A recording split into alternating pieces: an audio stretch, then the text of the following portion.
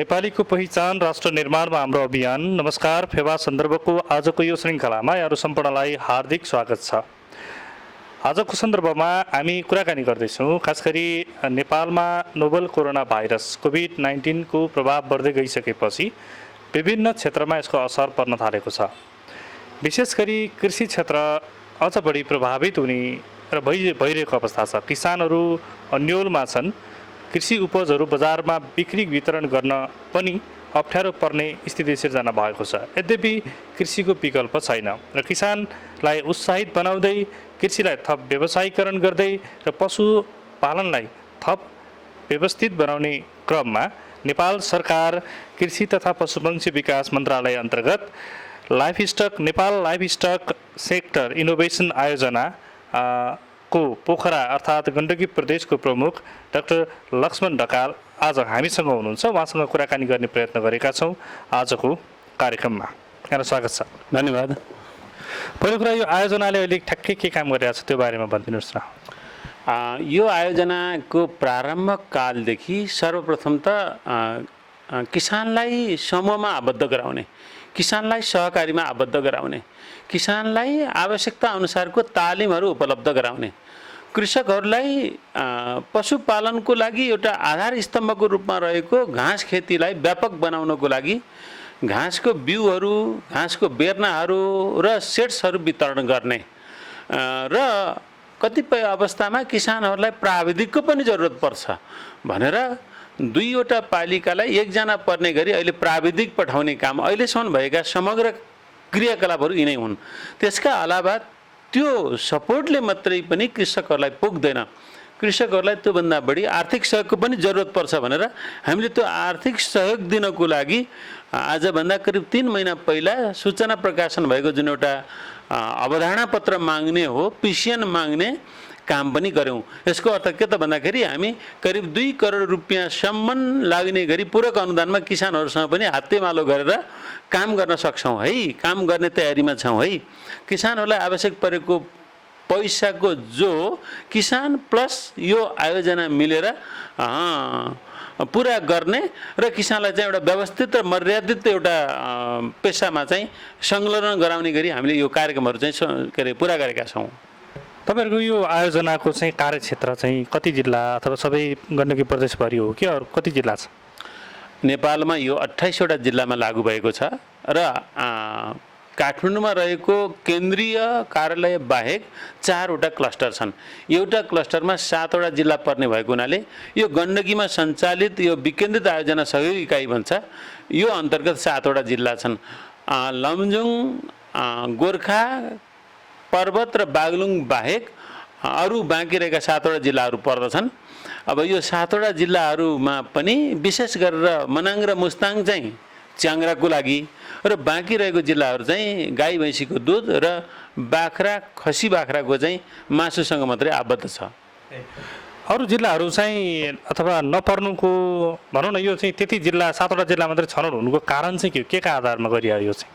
हिजोका दिनहरूमा जसले यो आयोजना संरचना गर्यो, फर्मेसन गर्यो, जसले यो आयोजनाको अवधारणा बनायो, यो आयोजना लेख्यो, सोही कालदेखि नै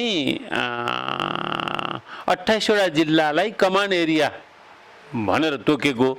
हामीले यो पर्ने नपर्ने भनेर हामीले छुट्याएको होइन। हामीलाई चाहिँ त्यही किसिमको कार्यदेश आयो र अब हुनसक्छ पोटेन्सियालिटी योभन्दा पहिला केही प्रोजेक्टहरूले काम गरेको नगरेको आवश्यकताका आधारमा सबै जिल्लाहरूमा यो 3 वटा कमोडिटीहरूलाई कसरी क्यास गर्न सकिन्छ, त्योसँग सम्बन्ध आबद्ध किसानहरूको सङ्ख्या कहाँ बढी छ, बजारको पहुँच कस्तो छ जस्ता कुराहरूलाई आधार मानेर हिजोका दिनहरूमा सायद प्रोजेक्ट तयार गर्ने मान्छेले त्यसरी तयार गर्नुभएको होला। अब अहिले चाहिँ नोभल कोरोना भाइरसका कारणले कृषि क्षेत्रमा पनि असर परेको छ होइन? तपाईँहरूले चाहिँ अहिले पशुपालन जुन चाहिँ डेली बेच्नुपर्ने अथवा निश्चित पिरियडमा बेच्नुपर्ने पशुहरू चाहिँ बिक्री गर्न पनि समस्या भएको भने हामीले सुनेका छौँ। यो बारेमा त्यस्तो खालको केही रिपोर्ट अथवा आगामी योजना केही बनाउनु भएको छ? अब राष्ट्रिय रूपमा नै कोरोनाले असर नगरेको क्षेत्र त कुन होला र? तैपनि अब यो असाध्यै बजारसँग सम्बन्धित आफ्नो सानो एरियामा मात्रै उपलब्ध नहुने, कतिपय स्रोतको लागि, कतिपय गाईबस्तुको लागि, कतिपय दानाको लागि, बजारका लागि अन्यत्र पनि जानुपर्ने भएको हुनाले यो क्षेत्र पनि धेरै प्रभावित छ। तथापि अब अरू क्षेत्रभन्दा अब सस्टेनेबल गुजारा गर्नको लागि धेरै प्रगति गर्न नसके पनि बाँच्नको लागि असाध्यै धेरै उत्पीडित प्रताडित चाहिँ होइन। अब लामो समय भएपछि त यसका पनि यसलाई पनि परेका धेरै असरहरू छन्। जस्तै जनावरहरूको स्रोत केन्द्र छैन, कहाँबाट ल्याउने? कतिपय जनावरहरू बाहिरी जिल्लाबाट ल्याउनु पर्ने हुन्छ। अब कतिपय वस्तुहरू धेरै परसम्म बिक्री गर्नुपर्ने हुन्छ। कतिपय उत्पादनमा आवश्यक पर्ने सामग्रीहरू, उत्पादन सामग्रीहरूको कच्चा पदार्थहरू त विदेशबाट नै ल्याउनु पर्ने हुन्छ। त्यस्ता वस्तुहरूले केही प्रभाव पारेको अवस्था पनि छ। अब यसलाई चाहिँ के गर्ने त? क्षति न्यूनीकरण अथवा अब यो त सङ्क्रमण हो, विश्वभरि नै देखा परेको सङ्क्रमण भयो, यसलाई चाहिँ थप केही राहतहरू अथवा किसानलाई यसलाई चाहिँ इन्करेज गर्ने सन्दर्भमा केही प्रोग्रामहरू छ? विगतमा कोभिड-19 का कारणले पुरा हुन नसकेका कृषक लक्षित केही कार्यक्रमहरू अधुरै रहे, तिनीहरूलाई यस वर्ष, यस आर्थिक वर्षमा पुरा गर्ने असाध्यै महत्त्वाकांक्षी धेरै महत्त्वपूर्ण कार्यक्रमहरू, कृषक पाठशाला जस्ता कार्यक्रमहरू पनि अधुरा रहे, त्यसलाई पुरा गर्ने। कृषकहरूलाई प्रवाह गर्न पर्ने केही सेवा र सुविधाहरू पनि हामीले पुरा गर्न सकेनौँ, त्यसलाई पनि यस वर्ष पुरा गर्ने।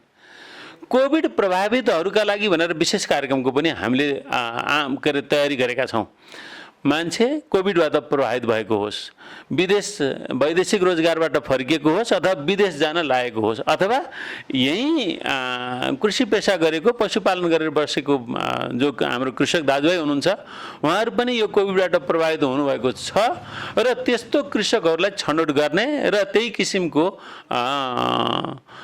सहयोगहरू उपलब्ध गराउने गरी हामीले केही कार्यक्रमहरू राखेका छौँ यो आर्थिक वर्षमा। र अब यो हामीले जुन एउटा सूचना निकाल्यौँ, पिसिएन निकाल्यौँ भन्यौँ, त्यो पिसिएन निकाल्दाखेरि करिब 227 जना कृषक साथीहरूको समूह र सहकारीबाट आएको छ।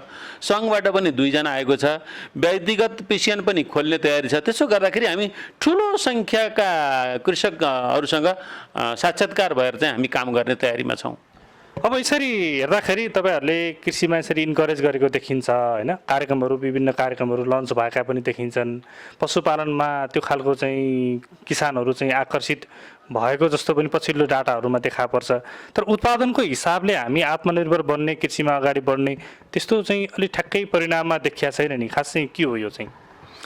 अब धेरै परिवर्तन र चेन्जेसहरू आएका छन्। हामीले गण्डकीलाई पुग्ने गरी दुध करिब उत्पादन गरिसकेको अवस्था छ। मासुमा पनि हामी आत्मनिर्भर छौँ। अझ हामीले त अब 50% का दरले दूध र मासुमा यो आयोजनाको अवधिभित्रमा भन्नाले 5 वर्षको अवधिभित्रमा हामीलाई आवश्यक पर्ने मासुको जुन एउटा टोटल उत्पादन हो त्यसको 50 गुणा वृद्धि गर्ने भन्ने एउटा असाध्यै महत्त्वाकांक्षी लक्ष्य छ। त्यो अनुसार हामीले काम गरेको पनि अवस्था छ। अब यो आजको भोलि नै मेजर गर्न सायद नसकिएको होला, नदेखिएको होला। तथापि अघिल्लो वर्ष हामीले इन्डियाबाट खसी बोका नल्याउने भन्यौँ, तर हामीले सजिलैसँग दसैँ मान्यौँ। हाम्रो स्लटर हाउसहरू खाली भएका छैनन्। मान्छेको पर क्यापिटा कन्जम्सन बढेको छ, घटेको छैन, तर खसी बोकाहरू त ल्याउन त हामीले त बन्द गऱ्यौँ। त्यसैले प्रत्यक्ष रूपमा अथवा अप्रत्यक्ष रूपमा केही सुधार चाहिँ भएको छ र हामी यसलाई अझ धेरै 50%सम्म वृद्धि गर्ने चाहिँ जुन हाम्रो लक्ष्य छ त्यसलाई चाहिँ पुरा गर्छौँ भन्ने हामीलाई दृढ विश्वास चाहिँ छ। भनेपछि हामी मासु र दुधमा चाहिँ लगभग आत्मनिर्भर भयौँ भन्ने हो। अरू कुरामा चाहिँ अझै बाँकी छ होइन? अब मैले अन्डाको कुरो किन गरिनँ भन्दा दुध, मासु र अन्डामा पहिलो, दोस्रो र तेस्रो वर्षभित्रमा आत्मनिर्भर हुने भन्ने जुन एउटा सरकारको परिकल्पना थियो, जुन एउटा घोषणा थियो त्यो अनुसार हामी अन्डामा त आत्मनिर्भर भइसकेका छौँ, तर यो प्रोजेक्टको यो आयोजनाको कुखुरा चाहिँ कमोडिटीमा पर्दैन, त्यसैले मैले यसलाई नकोट्याएको हो। अर्को कमोडिटी भनेको हामी करिब करिब 150 मेट्रिक टन बराबरको पस्मिना बाहिरबाट ल्याएर त्यसको कारोबार गर्दा रहेछौँ। तर हामीसँग असाध्यै धेरै सम्भावना छ। मनाङ मुस्ताङ लगायत करिब करिब 13-14वटा जिल्लामा च्याङ्ग्रा पालन हुन्छन् र प्रशस्तै पस्मिना चाहिँ उत्पादन गर्ने सम्भावना छ। त्यसैले अब त्यो पनि एउटा ठुलो क्यास हो है, त्यो लुकेको चाहिँ हिरा हो। त्यो चाहिँ बाहिरबाट ल्याएर अहिले 130-35 मेट्रिक टन नै जुन हामीले चाहिँ खपत गरिरहेका छौँ त्यो पनि मुलुकमा नै उत्पादन गर्ने भन्ने लक्ष्य हो।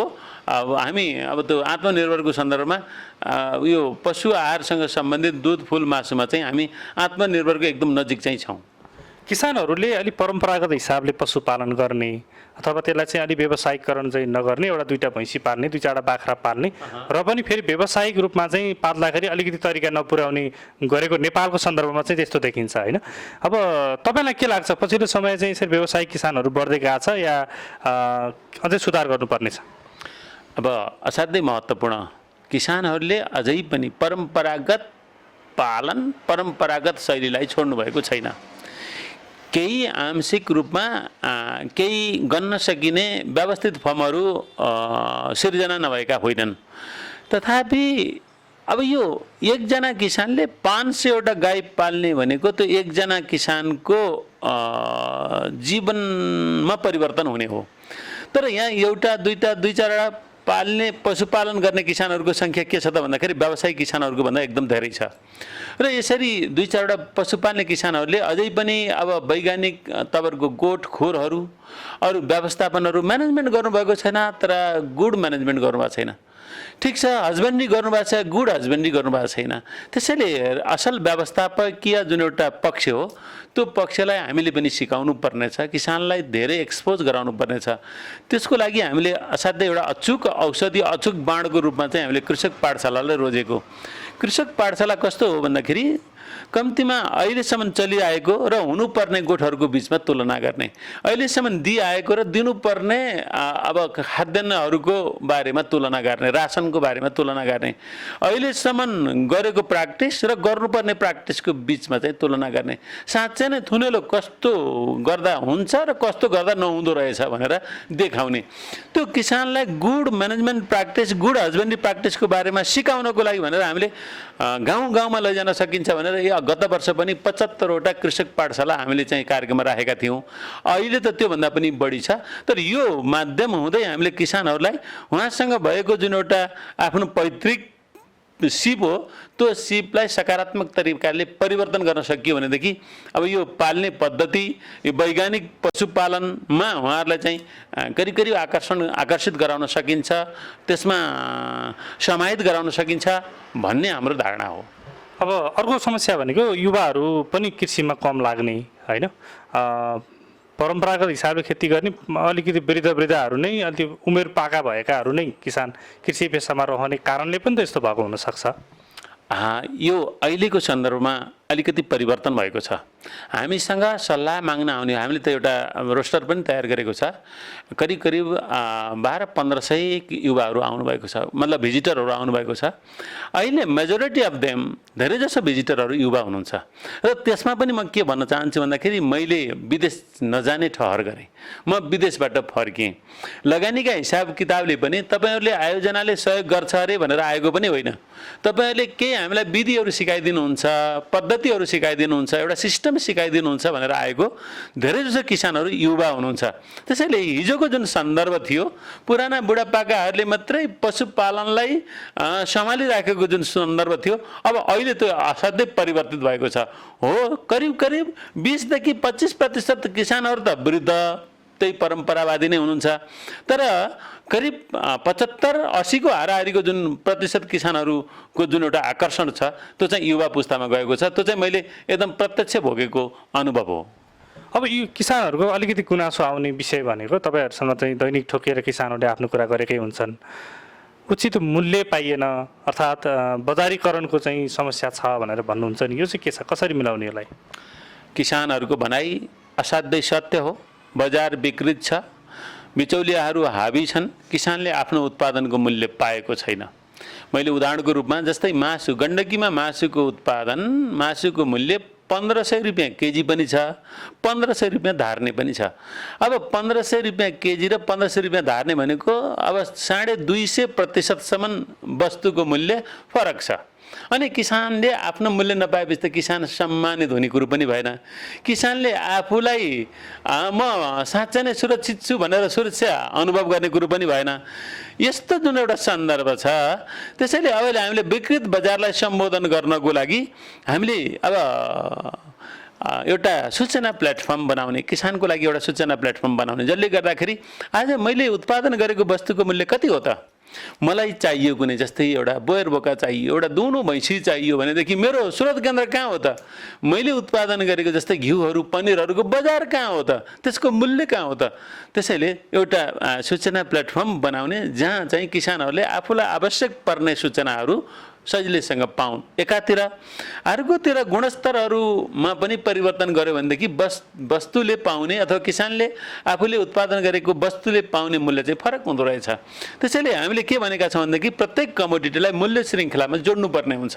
मूल्य श्रृङ्खला भनेको मैले उदाहरण पनि यहाँ मैले के पस्कन चाहेँ भने जस्तै दुधलाई नतताइकन बेच्दाखेरि 100 रुपियाँमा, ततायो भने 110 मा, मिठाई बनायो भनेदेखि अब त्यही 1 लिटरका दरले हिसाब गर्दाखेरि 200 पर्ला, अब दही बनायो भनेदेखि 150 पर्ला, घिउ बनायो भनेदेखि 1000 रुपियाँ पर्ला, पाउडर बनायो भनेदेखि 2000 पर्ला। यसरी वस्तुको रूप परिवर्तन गरियो, वस्तुको स्वाद परिवर्तन गरियो र वस्तुमा भएको अन्तर्निहित गुणलाई परिवर्तन गरियो भनेदेखि वस्तुको मूल्य बढाउन सकिँदो रहेछ। र यसरी बढेको मूल्यमा किसानले क्यास पायो, मूल्य पायो भनेदेखि किसानको आर्थिक अवस्था पनि छिटोभन्दा छिटो के हुन्छ त भन्दाखेरि उकालो लाग्छ र किसान अलि विश्वस्त पनि हुन्छ।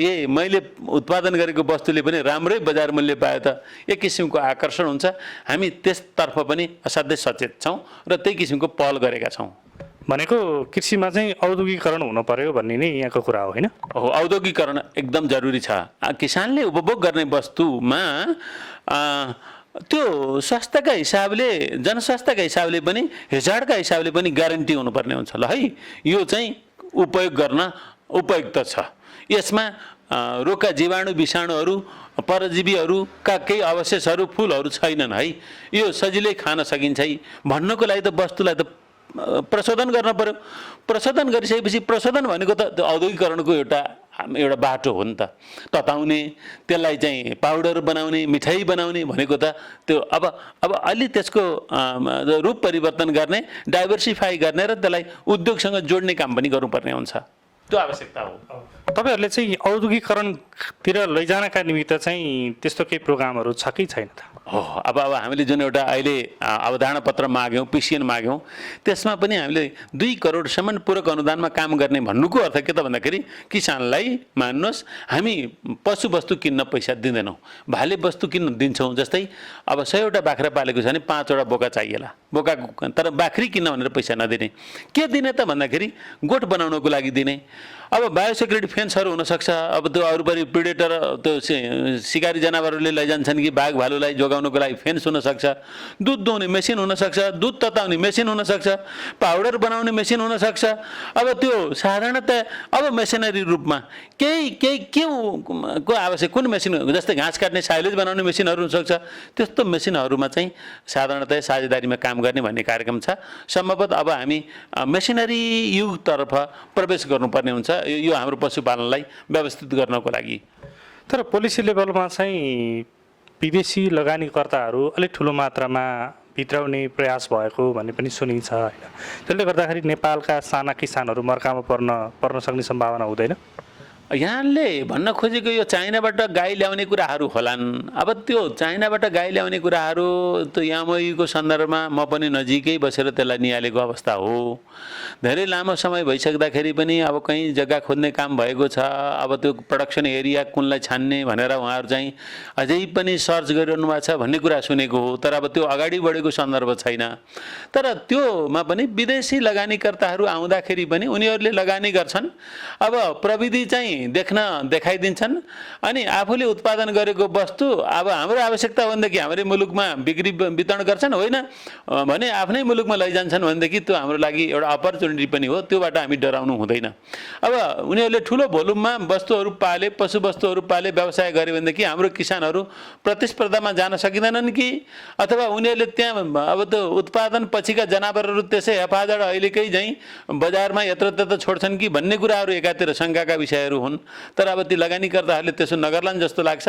त्योसँग डराउनु हुँदैन, त्यो अपर्च्युनिटी हो। अब पशु व्यवस्थापनको कुरा पनि अघि तपाईँले भन्नुभएको थियो। जस्तै हामीले गाई र भैँसी पाल्ने सन्दर्भमा भैँसी बढी पाल्ने चलन छ, होइन? अब गाई चाहिँ के गर्ने, गाईको व्यवस्थापन कसरी गर्ने भन्ने, जस्तो बुढो हुँदै गएपछि गाई व्यवस्थापन गर्ने एउटा चुनौती, अथवा त्यसले बाछो पायो भने के गर्ने भन्ने अर्को चुनौती छ नि। यस्ता कुराहरू चाहिँ व्यवस्थापनतिर चाहिँ त्यति धेरै ध्यान गएको देखिँदैन। यहाँको आयोजना त्यतातिर केन्द्रित छ?